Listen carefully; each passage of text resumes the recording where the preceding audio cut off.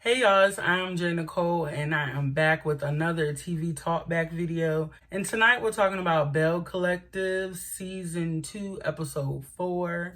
I look a mess again, but we just gonna rock with it, y'all. We're gonna rock with it. It's been a long week. This video is later than I would like it to be, but kudos to me for being consistent. So, it's hard. This is definitely harder than it looks, but I'm trying to stick with it. It is currently 10:30. I gotta be to work at 6:30, and I'm gonna try to record 3 of these tonight. So we're gonna see how I get through this. But yeah, so let's get started. All right, so the episode starts with Letitia pulling up to Fair Street to meet Akeisha. And Letitia ain't playing with y'all this season. Like, Letitia pulls up in the nice car. They zoomed in on the wig. She did that. They do a slow-mo to the handbag. She really, like, stepping her game up this season. But yes, so Akeisha takes Letitia on this tour of Fair Street as if Letitia ain't never been there before. And we learned that Fair Street used to be a large plantation. Akeisha's dad was actually born in the big house. Maybe her granddad, because it seems weird for her dad. Anywho, we're supposed to be starting off on a brand new foot, with Akeisha and Letitia. But as we see, Akeisha is still cutting Letitia off. For instance, they bring up the restaurant Peaches or whatever. And then Letitia's like, yes, President Obama ate there before. She was like, yes, when he was Senator Obama. And it's like, girl, relax. I wonder what her perception of herself is going to be when she sees herself on TV, because I don't like her. And a lot of us don't. But anyways, still more of the same stuff with her. But then Letitia says that she can't wait to share this with Marie. And Akeisha is like, share what? What are you talking about? And so that's when Letitia's like, the vision. I can't wait to share the vision with her. And Akeisha is not interested. She's like, yeah, let's see how me and you work together first before we kind of get her involved. And you could tell Marie rubbed her wrong at the brunch, but I'm not surprised. And for once, I don't blame Akeisha, because we know Marie showed her ass. So Marie pulls up to see Letitia, and Marie looks a whole lot better than she did last episode. And, Marie starts off the conversation very nice. She's singing Letitia praises. And then she tells her that I think it would be best if I don't come to any more of your brunches. And Letitia's offended. Instead of Letitia just saying okay, because I, for one, would be relieved that she disinvited herself before I could uninvite her. But Letitia is offended, and you could tell she kind of took it as if the brunches are the problem. And so then Marie goes, I think I'm credited with ruining the brunches because I'm vocal and transparent. You're not credited with ruining it. You're definitely ruining them. But also, you're not the first person to be vocal and transparent. How about just not do it at that girl's brunches? Like, you don't anticipate how your words or how your actions are gonna come off before you do them? Because I thought that was part of being an adult. But anywho, Tisha just wants Marie to have a convo with Latrice and let it go. But Marie's solution is pretty much just to uninvite herself. And so Letitia says that Marie is not the only one hurt by the rumors, but she's the only one that won't let it go. To be honest, I'm still confused by this whole situation. I wish they were more like Bravo and would show us the scenes to kind of bring us up to date. Because mind you, everything that happens or everything that they're discussing now was revealed at the reunion. So it's not even like the audience is clear on the details.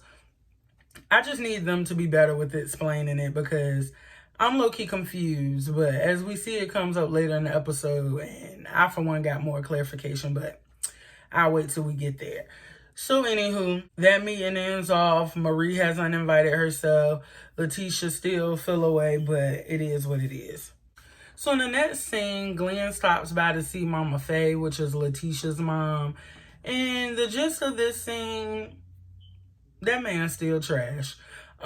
He's saying stuff like Tisha needs to compromise and he's not doing it anymore. But it's just coming off like I feel like this is a joke to him. I think that this is Letitia's first time probably leaving him. You could tell that he's not used to having consequences for his actions, basically. And, mom pretty much had to let him know, like, okay, even if you're not doing it anymore, like, there's this baby out here. So it's pretty much still evidence of the pain that you've caused her. So he says that maybe he stumbled several times. And, her mom is just telling him to give her time, which I guess is, pretty basic advice or whatever.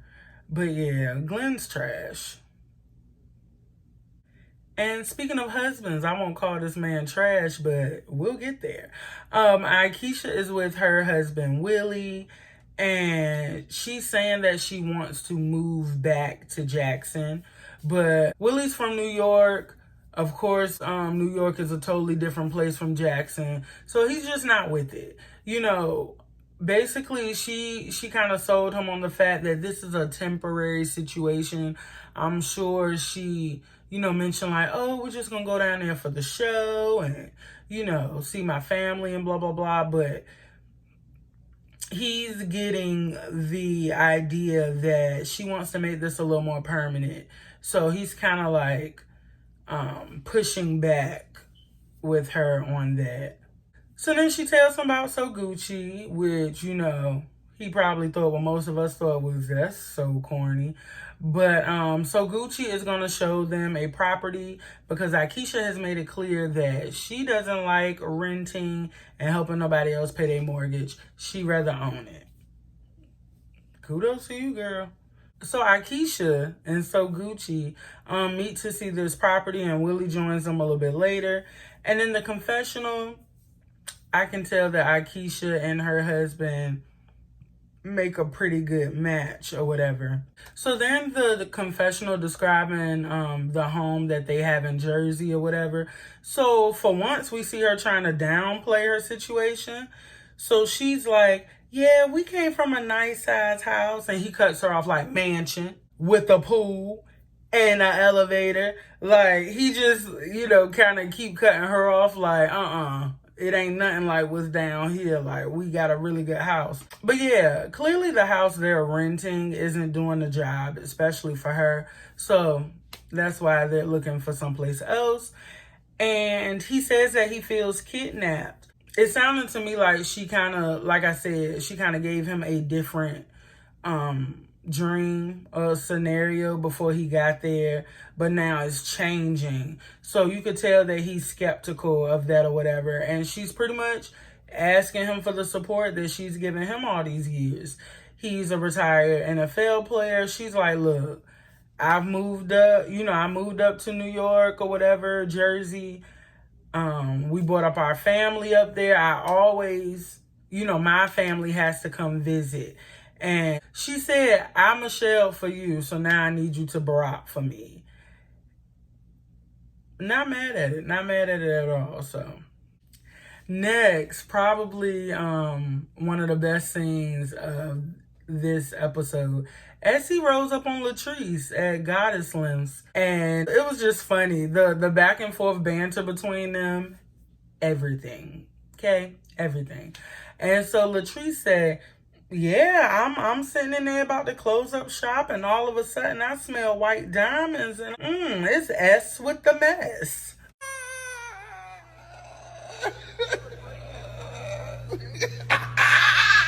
And so then she asked her, what do you need? A makeover? So they're starting off with small talk, and Latrice tells Essie like, ooh, I heard y'all dabbling in hair now. I'm happy I could be an inspiration. And so Essie's like, nah, we been had the hair care business or hairline or whatever. And she says that both her and Marie are cosmetologists. So Essie tells Latrice that she knows that Latrice initiated the rumors and that they lost clients and employees. To me, Latrice has been denying this since episode 1. But all of a sudden on this episode, she's like, yeah, I did that. I for one was confused. So then in the confessional, Latrice kind of calls herself clearing it up or justifying it by pretty much saying like the person who had the information on Marie and Letitia, she said that she didn't have any allegiance to Marie because Marie wasn't her friend, but Letitia was. So I don't know if they ran about her first or whatever, but she pretty much says to us that when the person or the blogger came to her, she said, you know, if you don't mind, you know, basically I would appreciate it if you leave Letitia out of this. But like Marie's fair game because she's not my friend. I get it. And, you know, in that sense, but at the same time, it just seems to me that you could have just spit that out in the bathroom. Because Marie immediately got angry because it seemed like you weren't taking ownership for it. But then on this episode, you're like, yeah, I did that. And it seemed like that would have just kind of ended that whole mess. But whatever. So then Latrice, I believe she told Essie, like, who gives a fuck about a rumor? But then she then says that her heart went out to Marie. I guess Essie explained to her that they both have lupus, and of course stress affects that.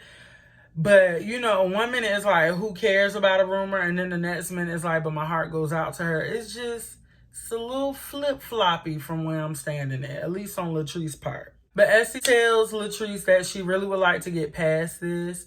And I'm not sure if she mentioned this to Latrice in the confessional, but she says that Marie has a lot going on. And she really thinks that, you know, her issue with Latrice was just pretty much the icing on the cake. But yeah, I do think that the meeting between Essie and Latrice was productive. And clearly Essie could do what Marie couldn't. So hopefully they can kind of smooth that over sometime soon. So lastly, Glenn meets with Letitia. And I'm smiling because this was probably my second favorite scene in the episode. And Glenn is meeting with Letitia to apologize. And baby, Letitia came very overdressed but serving to see her husband. And she has on like this lace jumpsuit, and whatever she was trying to do, she was doing it, because Glenn was just sitting there looking like he was looking real dumbfounded. And so he says that, you know, she has a glow in her. And she says, well, you know, maybe it's just a God in me. And he gonna go, I hope that's all that's in you. So then Letitia had to tell him, I'm not you. So then Glenn brings up the counseling sessions and says that she's been skipping them. And Letitia is pretty much like, why would I go? You know, for you to sit there and like lie and make me feel bad or whatever she said. But basically, Miss Mama says she's not wasting her time, okay? So then this man goes, minus the calls, the texting, and the affairs, I'm a good dude.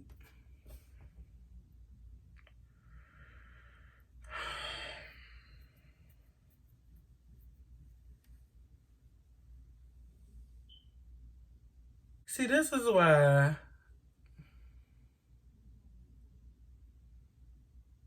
y'all gotta leave these niggas more often. I'm just saying. But he also is like, what more do you want? I'm bending over backwards. And this is why I said that in the beginning, you could tell that this is probably the first time she's making him pay for his actions, pretty much. And he can't handle it. This dude is freaking out, but I say make his ass sweat. So I'm happy that at this point she's not letting the sad voice get to her. And he's trying to say that I guess while he was out to sea or whatever his job is, longshoreman, I think, that he's bored. And she told him, read a book. And so then my girl, she propped up and she put some bass in her voice and she said it's a privilege to be with her. She says that he needs to be the same person behind her back that he is in her face. And of course, I agree. And then he responds that he'll take the blame. You're the one to blame, sir. You're the one that stepped out on this lady. Like, what don't you get? So after that mess, she kind of softened up and he asked her for a date and he's saying that he wants to go slow. She says that she's scared to love him again, but you could tell that she's kind of like, she wants to forgive him. And I don't know, Letitia. I wouldn't have forgiven you. Cares. But yeah, so at the end, they pretty much agree to go out on a date. And yeah. I'm pretty sure they're together now, but whatever. So that is pretty much how the episode ends. And that is it for my video. I hope to see you guys next time. Until then, don't forget to thumbs up this video, comment, and subscribe. Let me know if you're watching Belle Collective, what you like about it. And let's get into a conversation down below. I will see you guys next time. Bye.